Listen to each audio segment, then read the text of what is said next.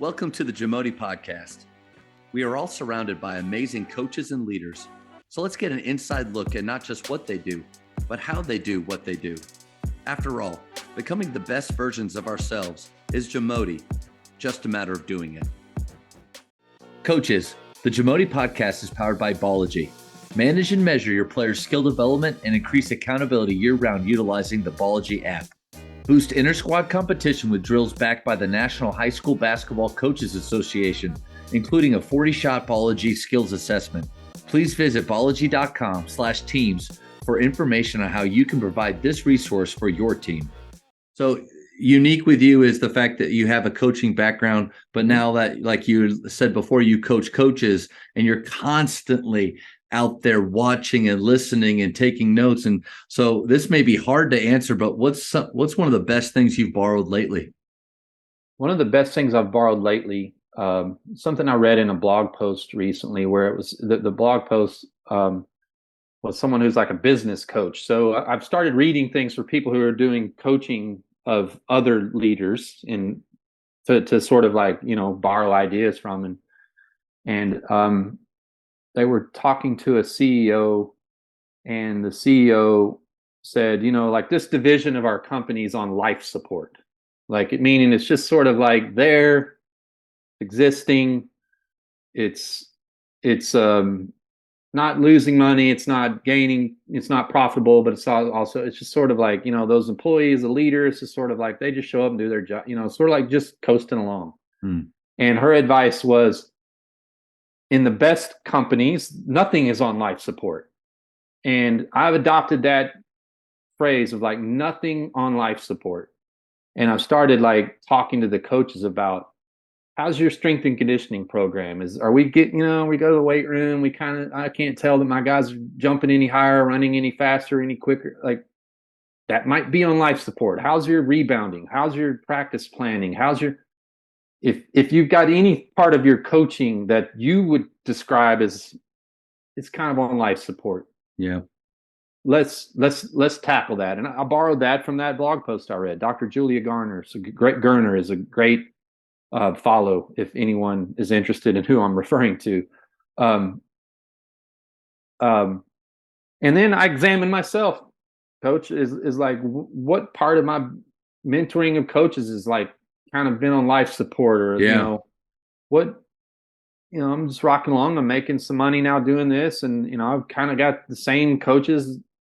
Why haven't I added new? The recruitment part of getting new coaches into the program kind of been on life support. It made me examine myself reading that. How's my home life? How's my fitness? How's my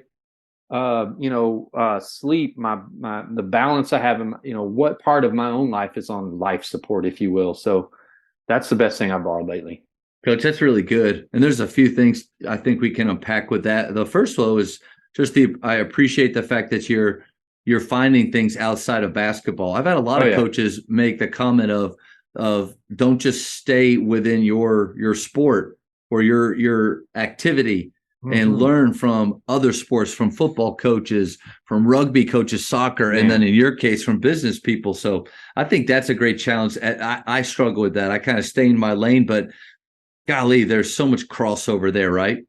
Yeah, I mean, leadership is leadership, and what we all want to develop those skills that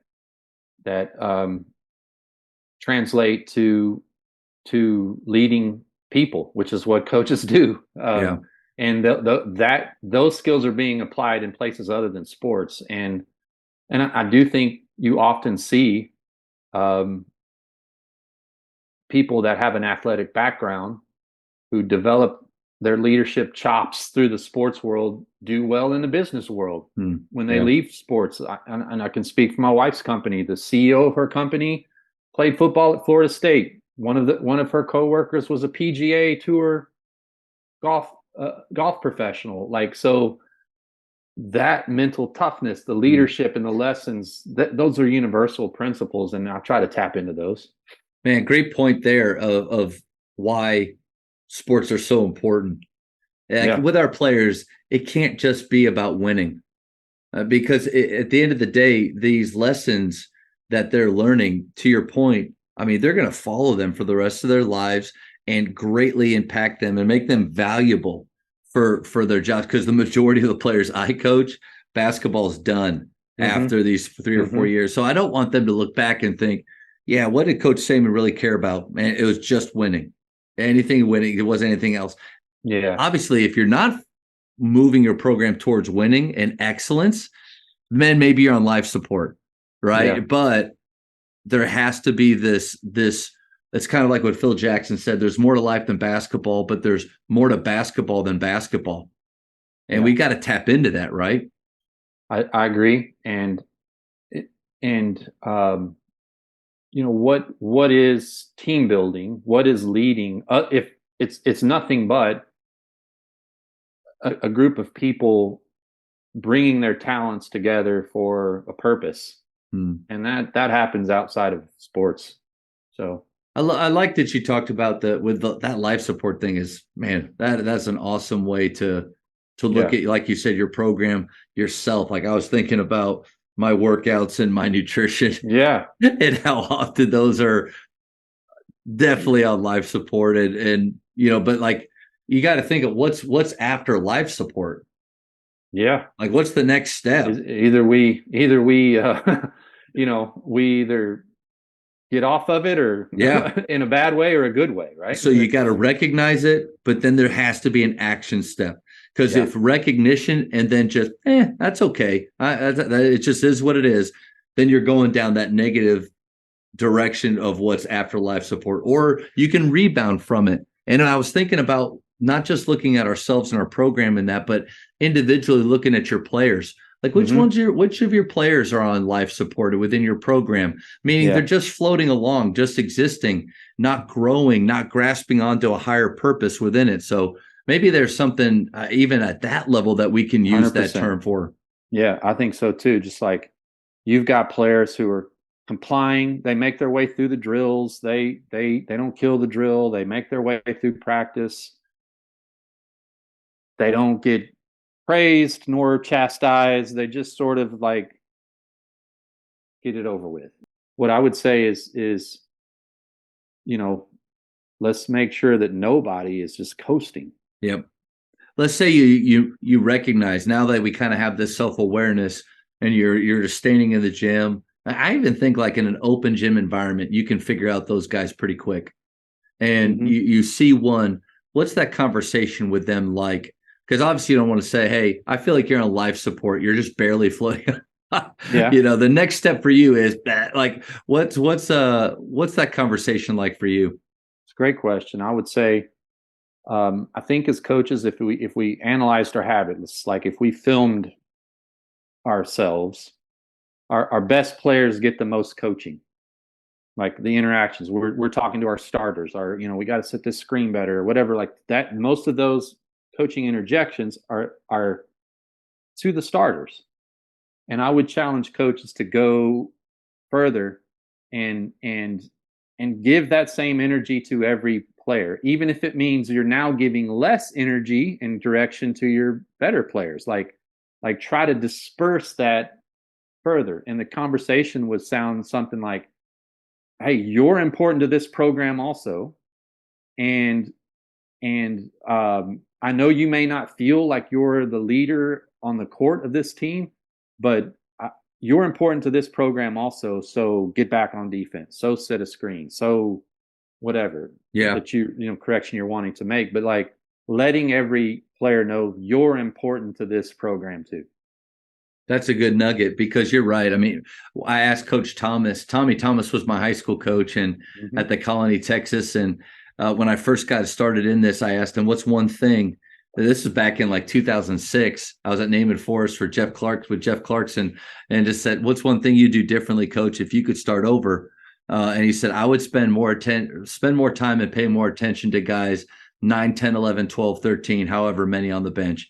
He's like, I got to know the starters and that kind of rotation way better and at a deeper level than I did the others. And he said that was a big regret of his. So, but how quickly and how easily, without even realizing it, this last season's done. I look back.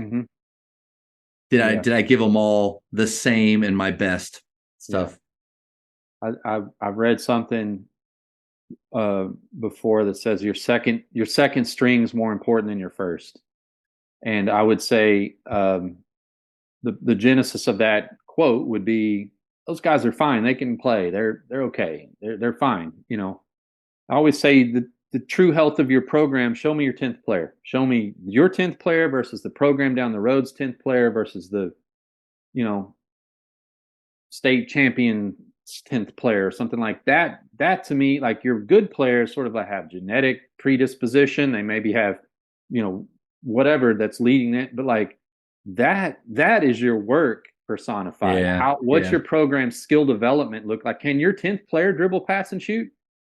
That's actually your report card. These guys have genetic dispositions. They have, maybe a parent at home who's been steering them towards basketball since 3rd grade.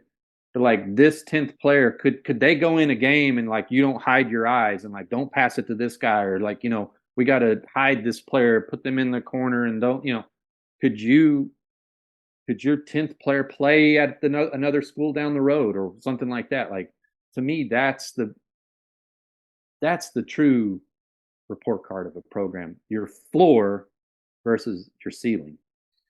That's big time, because you're right on the money. When Tyler Lumblade was here, he's a walk-on at TCU right now. Mm-hmm. He came as a freshman. He was already 6'4" and very skilled.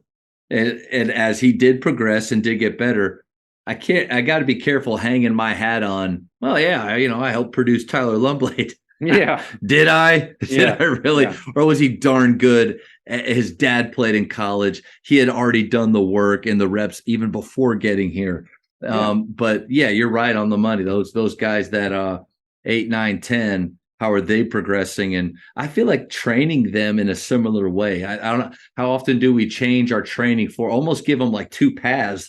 Here's the path of our better players. Here are the things you guys do. Here's the path of everybody else. But why not train them almost all as if they're your best players, and really not diminish the reps and skills of your starters or your rotation, but hold those other guys to that standard. And maybe, golly, coach, maybe they'll just surprise us a little bit. Yeah, and here's what often happens is the season or seasons go on, a guy moves, a guy quits, a guy decides he's going to play baseball only, a guy decides he's going to play football only, someone tears an ACL or something, and now I'm left to depend upon a player who I've neglected for minutes, and I'm going to yell and scream at them for not being adequate because we've developed a practice culture that's not, your second string's more important than your first. Some of those things can come back and haunt us. Thank you for checking out today's episode. Please take a moment to subscribe to this podcast, share it with your fellow coaches, and find us on social media for what's coming up next on the Jamodi podcast. It's just a matter of doing it.